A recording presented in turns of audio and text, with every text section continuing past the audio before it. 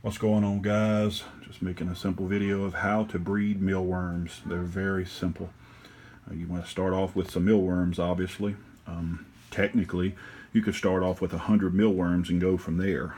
It's going to take a little bit longer if you go that route. Personally, I just ordered 1,000 mealworms off of eBay for $11 and I think it was 96 cents for 1,000 mealworms. When I got them here, you just simply go to the store, buy some old-fashioned oats, rolled oats. Very simple. They don't have to be fancy name brand, just old-fashioned oats, rolled oats. Get you a little container, no special container. I don't personally use lids. I don't like there to be moisture and stuff built up in my container, so I leave the lids off and they can't climb out. So anyway, you just dump the oats in there, very simple. Dump the worms in there, very simple. Take a carrot, dry it out. As you'll see, they'll eat through that for food and for moisture. That's all I use is carrots. Some people use all kind of different vegetables, and that's fine. I just personally only use carrots. You can use other vegetables. You can use potatoes. I've just found it easier to use carrots. They seem to not grow the bacteria as easy as using stuff like, when I used potatoes one time, I had a green film just start forming all over. So I stay away from that. That's just me. You can use anything you want, of course. And when you start off with that, you already got your mealworms, obviously.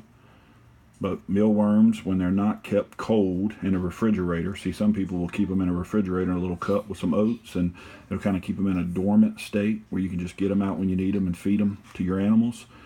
You can do that with a certain amount. Let's say you put 50 in a little teeny Tupperware bowl or something, put them in the refrigerator and keep them cold, and that'll keep them from transforming. When they do transform, they transform into a thing like this. It's like a little alien.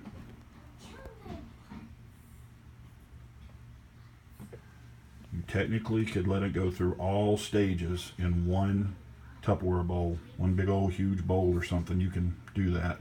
They may feast on some of them, but personally I don't ever see it happen. And these things are alive. They wiggle. See it wiggling? It's moving around.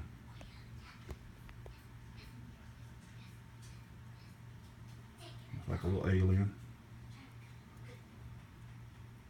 Sometimes I'll take these out and go ahead and put them over with my beetles, wherever I'm going to have my beetles at, because they're going to transform into beetles soon.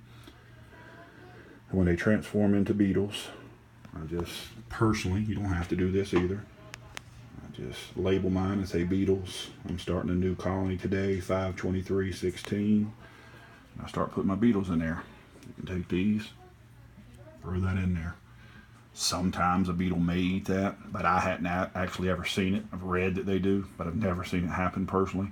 As long as you got food and you got carrots, they eat that. They'll actually get all over the carrots and chew into it. This is a new carrot though, so we're just getting started. I just formed this.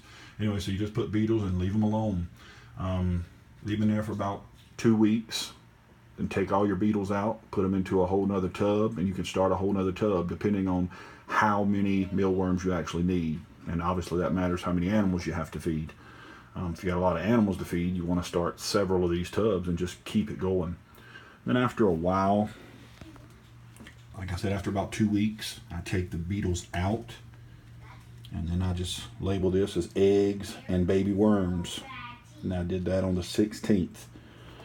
Now, they're going to grow depending on stuff like your temperature. The warmer it is, the faster they're going to grow. As you see, they're already growing. They've already been digging into this. Let me try to find some baby worms for you. They're tiny. And they're first there. I see them. I don't know if the camera's going to pick them up, but see that little teeny worm. See the little ones?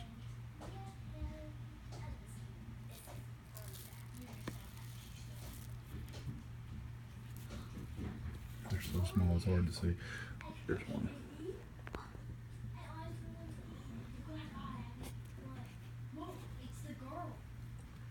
They grow fast.